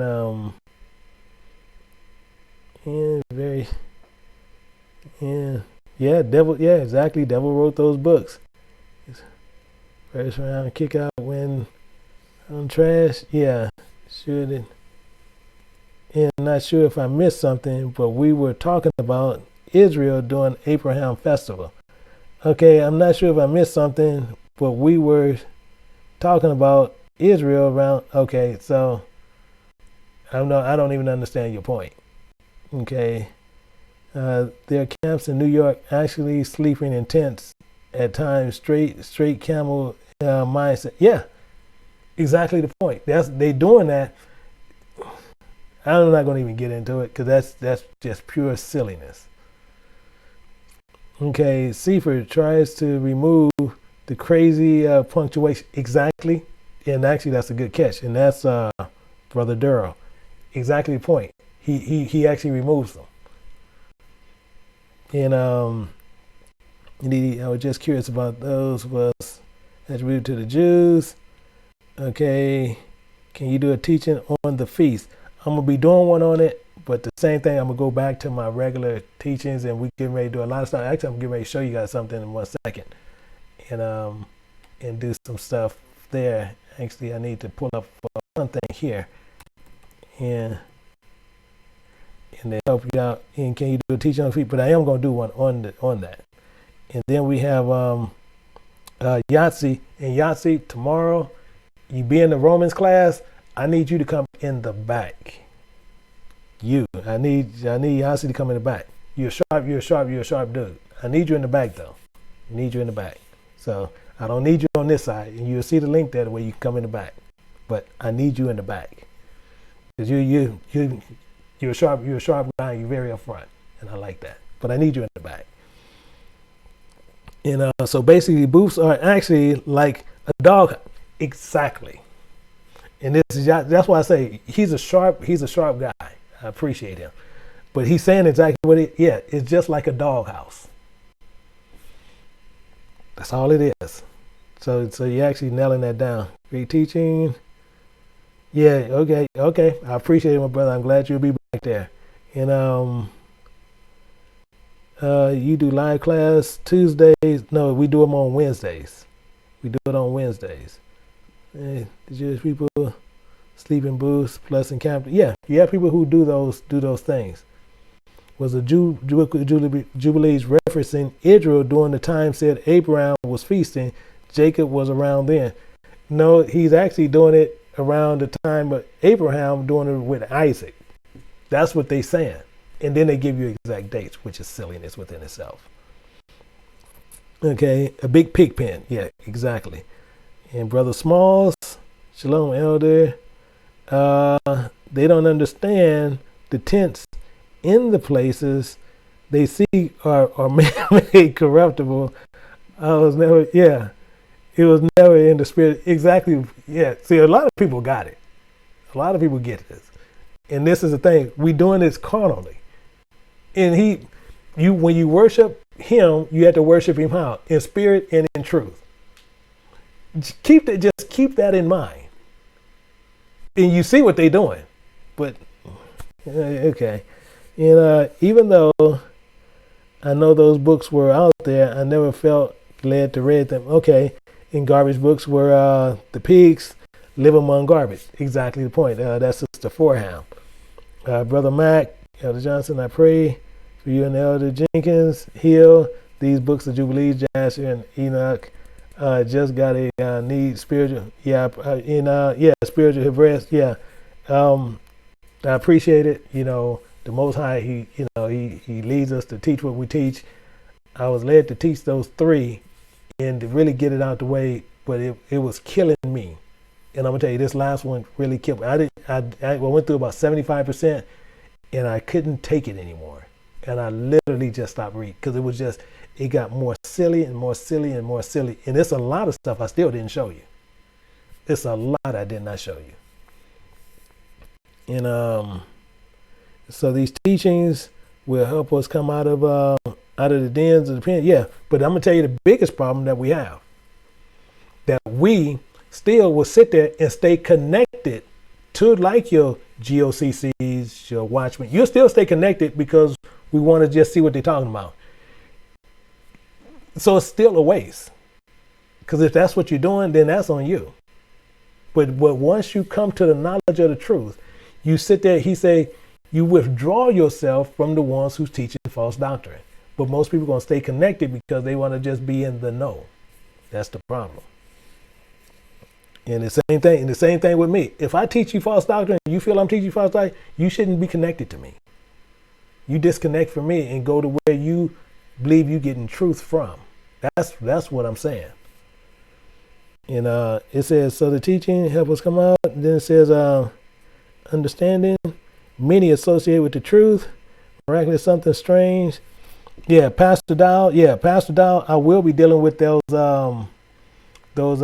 multiple marriages because that's silliness within itself. But he truly believes you can have many wives because he actually openly says he has 3, and silliness within itself. Now the main thing is he's sitting there saying the Most High is cool with it, and he's not. But I'm gonna prove some things to him to show him what the truth is, because everything he's saying is not true. Because the main thing is you are to be a husband to one wife, period. Bottom line, ain't no 2 women, ain't no 3 women, ain't no 4 women, to 1. But he's sitting there and he's saying you can have 2, and that's the lie he teaches. And or better yet, tell you what, let me sit there and tell them, hey, I'm gonna bring in another wife. Probably the last time y'all ever see me online, because I'd be dead as a doorknob. I'm sitting there just gonna bring somebody, but that's the silliness that people do. And they sitting there, but somehow they get women to believe that stuff. They get them to believe it. I don't know how they do it, but they get them to believe that junk. Yeah, beautiful, enlightening. Yeah, okay, so now what I'm gonna do before I go out, what I want to do, I want to show you guys what's going on here, what we're getting ready to do here. And let me take this, and we're going to go over. Actually, basically, what you guys seen me do earlier in the week.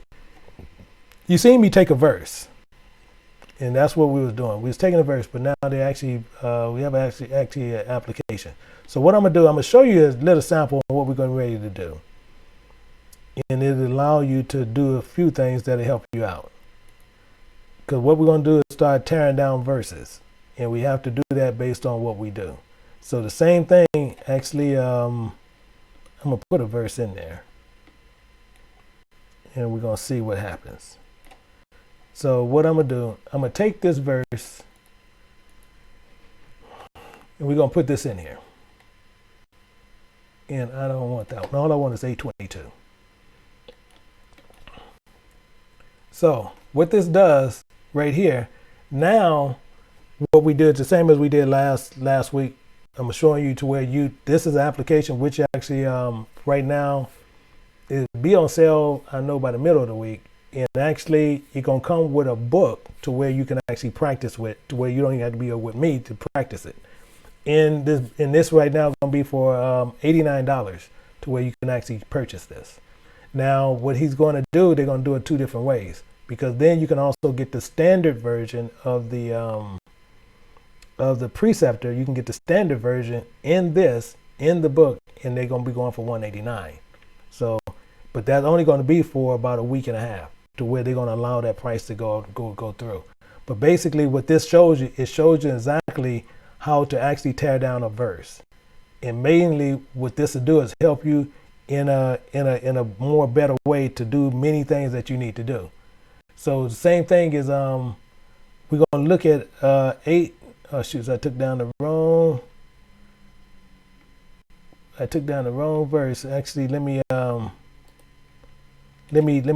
do this again.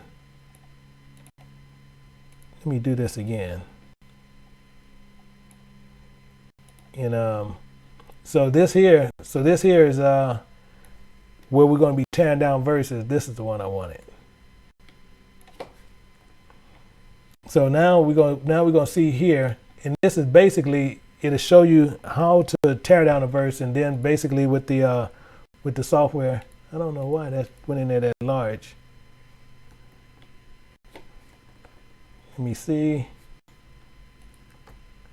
Yeah, I don't know why it did that. So let me try that one more time. I don't know why it did that. Yeah, it's taking it out the other part. So let me do this. So it's in saying and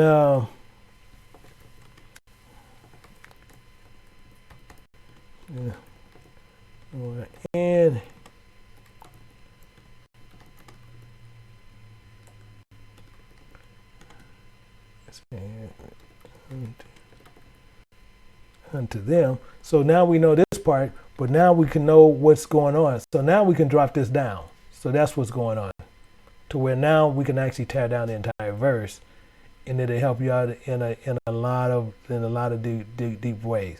So the same thing as we see, this is an action, a divine action. So we don't see this divine action. So what this will also allow you to do is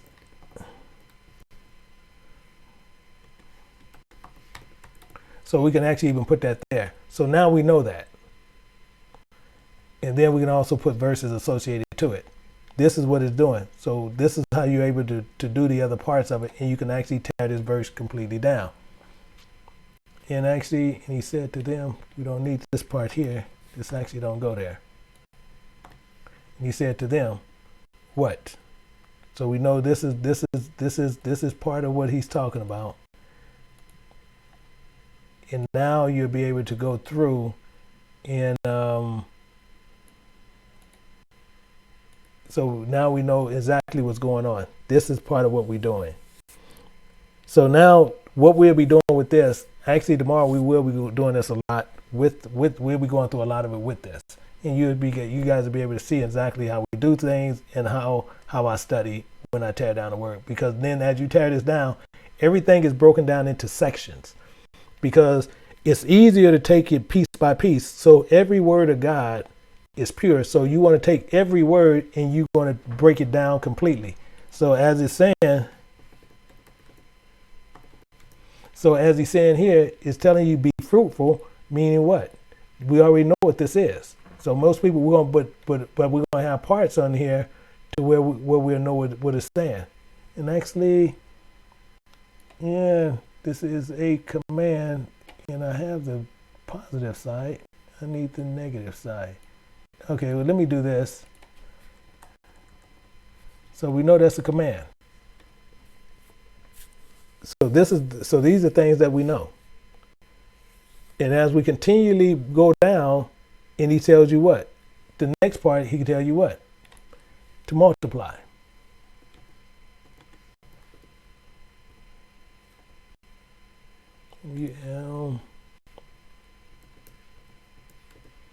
So we know right here, it's the same as there.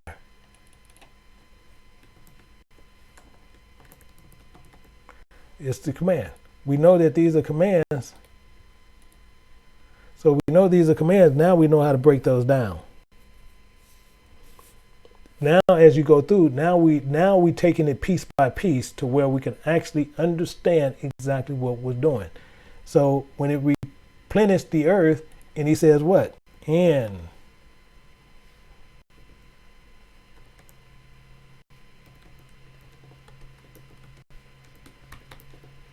what is this? So now we know these are commands. So now this verse is totally tore down into where now we know what he's saying. This is divine action. We know that, and now we know he's getting ready to talk. This is a speech. And he said to them, and then he commanded what? Be fruitful.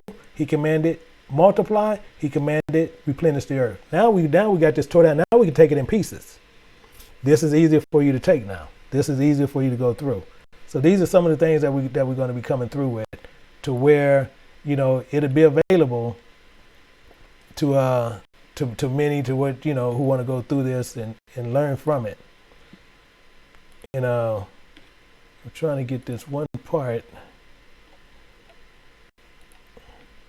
and go through here. So you'll be able to go through that. But then that piece of software will be going. It'll be $89, and it actually comes with a book. Now, some people later, if you want to get the book separate, to where you just want the book, and it's going to have the breakdowns in there, and it's going to have verses you practice with, and then it's going to show you the breakdown in the back. If you want the book by itself, the book going to be $49. But if you just want the software is $89. But then the software, some people later on they're going to stop it having it with the software, and then the software is still $89. But the only thing is, the book that I'm putting together, I made a deal with them to where I'm going to give the book for free based on what they dropped the price on what they were going to do here. So that was a deal that I ended up doing with them. If they drop the price, then I give the book out. So that's what I did. So with that, if you guys decide that you want to go with that, you want to pre-order or whatever, you can actually go through and everything. You'll see, if you go over to KJBU, you'll see it's a lot of stuff different. You see everything goes over there, and everything can be able to do it. But then you want to make sure, if you want to go with the preceptor in the PC, the PWC app, then you want to make sure that you have both, and both of them is $189, and you get the book in both applications. So That's something you can look forward to. And tomorrow we actually are going to be going through this, and we're going to be tearing down those verses to pull more stuff to just show you exactly how it works, and to show you why, even more so, why Paul was doing what he was doing. But then they show you even more clear here, doing it that way, using the preceptor in this, and then you'll see how they both works together. So let me see. I got 2 more that I'm gonna go through, and then we can go out. And it tells you, and it says it's a good way. It says a great point. Okay, that's L to T, L to T, and truth, and crazy watchmen teach from the book written by yeah. His wife speaks video, yeah, exactly. And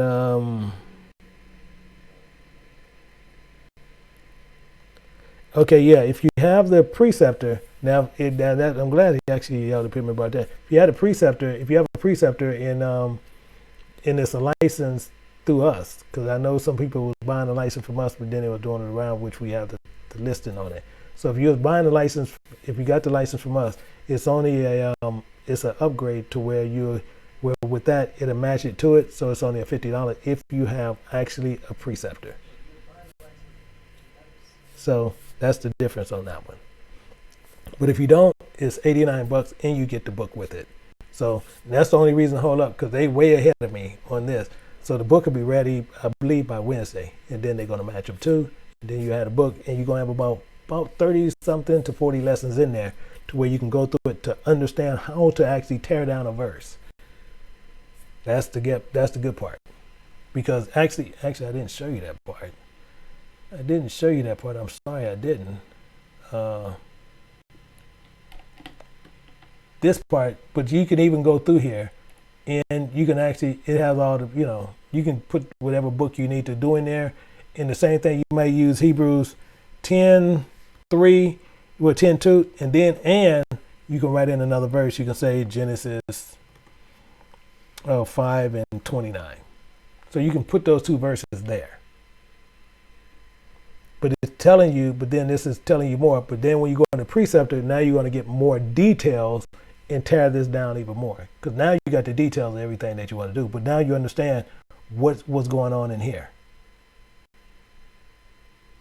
So, you might have some speech, but some people might say, well, I don't like speech. Okay, then just say, he said. You can change it to what you want. But you have all these here on what I use when I transfer everything from Hebrew. You have what I put in here. This is what I did. But you can change it to what might be more suitable for you to make sure you understand it. So that's why we did it that way.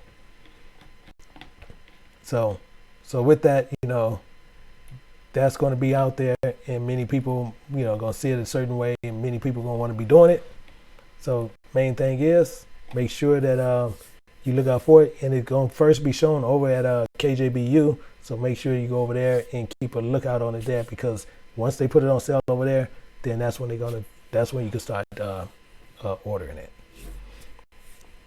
And let me see. I was thinking about using the iPad only. Using the iPad, you have to put Adobe Reader or use Adobe Reader Professional or Adobe Professional. You have to use one of the two. And yeah, you can't use an iPad, because I use an iPad myself a lot of times. But I do a lot of stuff on my PC, but not on PC, on my Apple computer. But yeah, you can't use a iPad. And it's saying, is it better to get the preceptor on the computer or iPad? Personally, better to get it on your computer. Personally, because you can multitask in it a lot easier. So with that, most everybody, I just want you guys to make sure. Trying to make sure they. And let me see. Trying to make. And yes, can you cut and paste? Yeah, you can. Yeah, I gotta see what happened with mine. I think mine got caught up. I was copying from a website, and wasn't doing it in there. So that was the only difference. And actually, let me tell you what, let me try that again and see will it do it this way. Oh, I know what happened. I think I know what happened. Let me try this one quick second. I think I know what happened. And I'm getting ready to see right now, is that it? And that is it. I see what happened. So let me show you real quick, and then this is the last one, and we're going to switch it out. And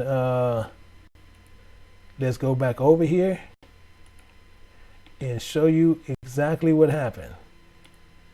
I see what I did, but yeah, you can take it out.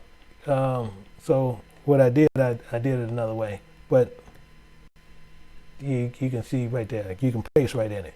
And you have two sides, so you have to where you can put about some 2 to 3 verses on each side to where you can actually break down all the verses. So you can put down, but you have two sides to where you can put 2 sets of verses in there.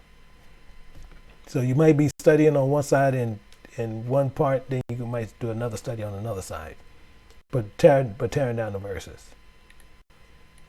So mainly that's what this is for. But then this is an actual breakdown on what you're doing. So now we know. So now when you can do it this way, now you know clearly what this is saying. So when you know what this is saying, and God blessed Noah and his sons. So now you know what he did, because if he blessed him, you know that's the divine action, and you know he said something. So you know what he said to him. So what he said to him, he commanded him 1 to be fruitful. He commanded him 2 to multiply. He commanded him 3 to replenish the earth. So this is what he blessed him with the knowledge and the information to do those 3 things. So now once you know this, now you know other ways to where you can go through. Now you can precept this, and you can pull other stuff.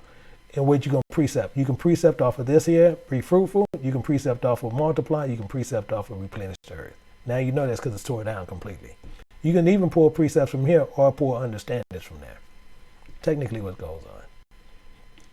Because most people, if you go through Hebrew writings, most people will see and understand when you're dealing with Hebrew writing. Hebrew writing is almost like a broken type language, and we have to actually look at it, and then you add words to it to make sure, because you're going to show the understanding, but it's showing you more meaning than anything, and then you can put all your stuff to it. That's why you see a lot of italicized words in the Bible. So other than that, I appreciate everybody, and hopefully that you got some understanding from this. And then on tomorrow, we will we're going to pick up from where we left off at. We're going to go back into Romans in the morning. We're going to pick up right where we left off at. We're going to run through it, but we're going to run it through here because I'm going to be testing it in there anyway to make sure that we can go through it, but then to show you actually how it works. So with that, I wish that each and every person, and actually I want to pull that down. So each and every person, wish you had some learning from it, but make sure you stay away from those books. Stay away from those books, and also from people who teach from those books. So with that, I bid to each and every person, enjoy the rest of your Sabbath. Shalom.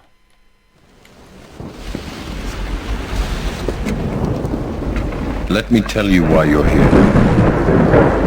You're here because you know something.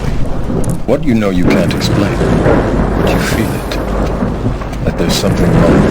You don't know what it is, but it's there, like a splinter in your mind, driving you mad.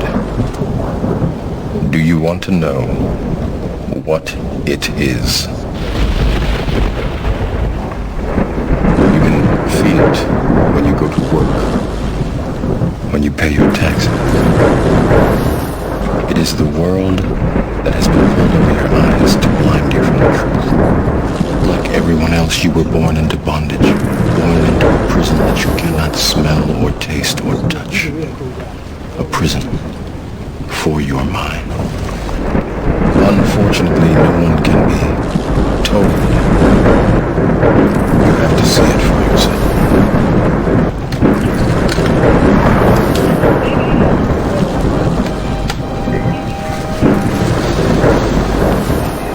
is your last chance. After this, there is no turning back. You take the blue pill. The story ends. You wake up in your bed and believe whatever you want to believe. You take the red pill. You stay in Wonderland. And I show you how deep the rabbit hole goes.